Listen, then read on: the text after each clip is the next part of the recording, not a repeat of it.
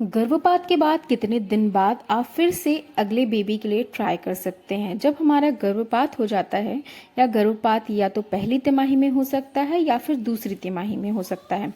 सबसे पहले हम बात करते कि पहली तिमाही की। कई बार हमारे मन में बहुत सारे सवाल रहते हैं, घर वालों के मन में भी बहुत सारे सवाल होते हैं, हमारे फ्रेंड सर्कल में भी अलग अलग बोलते हैं और डॉक्टर भी कुछ अलग बोलते हैं।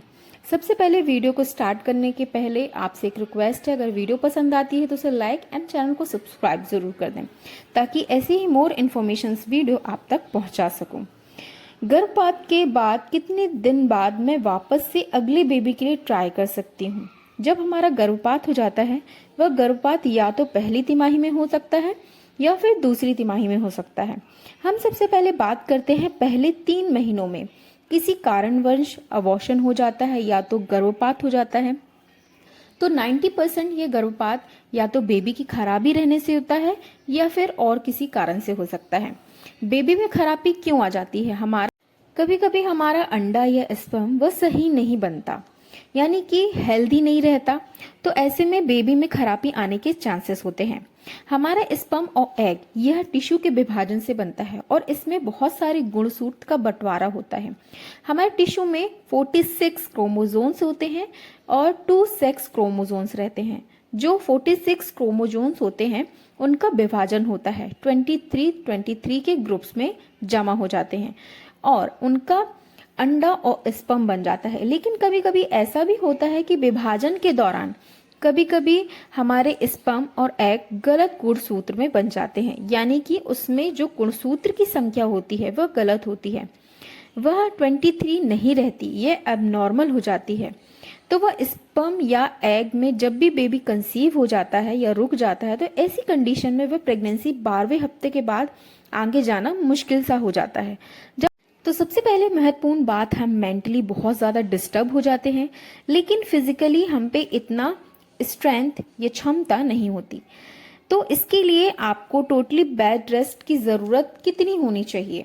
वैसे तो देखा जाता है कि पहली तिमाही में अबॉर्शन होता है तो कभी कभी दवाइयों द्वारा भी होता है या फिर यूट्रस की क्लीनिंग द्वारा किया जाता है, तो वो बहुत ही प्रोसीजर नहीं होता और कई बार सर्जरी भी नहीं होती, मगर इसमें किसी भी प्रकार का घाव भी नहीं होता, इसलिए आपको टोटली बेड रेस्ट की ज़रूरत नहीं है।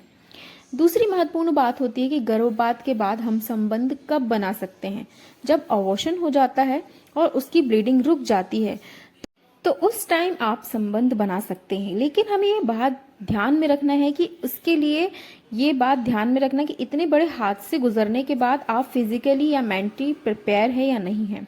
तीसरी महत्वपूर्ण बात हो जाती है कि फिर से आप माँ कब बन सकते हैं। तो इसके लिए जब भी आप मिसकैरेज या अबॉर्शन होता है तो उसके 3 महीने के गैप के बाद आप प्रेगनेंसी प्लानिंग करें, क्योंकि गर्भावस्था के दौरान हमारे शरीर में ब्लड बेबी को भी चला जाता है।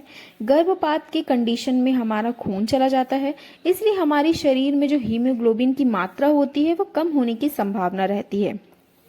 और 3 महीनों में आप हमारे जो डाइट पर ध्यान देंगे, जैसे कि हरे पत्तीदार सब्जियां, स्प्राउट खाइए, बहुत सारे फ्रूट्स होते हैं वो खाइए। यह चीज़ें ध्यान में रखना ज़रूरी है कि हमें जो हमारा हीमोग्लोबिन की मात्रा है वह सही और अच्छी रहे। और 3 महीनों के अंदर हमें मेंटली और फिजिकली भी स्ट्रांग होना बहुत ज़्यादा ज़रूरी है। दूसरी बात है, पहली प्रेगनेंसी में या फिर अबॉर्शन हुआ है और इसके चलते हमारी बॉडी में हार्मोन इम्बैलेंस हो जाता है और हमारी जो हार्मोन्स में कुछ गड़बड़ी हो जाती है, वह सही करने के लिए थोड़ा समय लगता है। और साथ ही साथ अबॉर्शन क्यों हुआ है उसके कारण को जानने के लिए डॉक्टर कुछ ब्लड टेस्ट आपको करवाने के लिए बोलते हैं, और जब तक आपकी ब्लड टेस्ट रिपोर्ट नहीं आती तब तक आपको सेकेंड बेबी करने के लिए मना करते हैं। तब तक हमें अपनी जो अगली प्रेगनेंसी है कंसीव नहीं करना चाहिए। सेकेंड बेबी करने के लिए आपको कुछ रूटीन ब्लड टेस्ट भी करवा लेना चाहिए, जैसे कि आपकी हीमोग्लोबिन की मात्रा कितनी है, थायराइड की मात्रा कैसी है, शुगर की मात्रा कैसी है। ये सारी चीज़ें हमें पहले कंट्रोल में रखना है, फिर हमें दूसरी प्रेगनेंसी करनी चाहिए। तो इसके लिए आपसे यही रिक्वेस्ट है कि आप अबॉर्शन के बाद अगला बेबी कंसीव करने में कोई फिक्स टाइम जैसे नहीं होता जब तक आप सारी जांचें ठीक न कर लें। अगर आपकी बॉडी में हीमोग्लोबिन की मात्रा अच्छी है और आपने प्रीनेटल विटामिन्स का सेवन किया है तो आप 3 से 4 महीनों में भी आप सेकंड बेबी की प्लानिंग कर सकते हैं। इसके बारे में कोई भी सवाल या जवाब हो तो आप हमारे कमेंट सेक्शन में कमेंट करके ज़रूर पूछ सकते हैं। और आप प्रेगनेंसी से रिलेटेड सभी जानकारी पाने के लिए आप हमारे चैनल को सब्सक्राइब ज़रूर कर सकते हैं। मिलती हूँ नेक्स्ट वीडियो में नेक्स्ट टॉपिक के साथ। तब तक के लिए हंसते रहिए, मुस्कुराते हैं, खुश रहिए।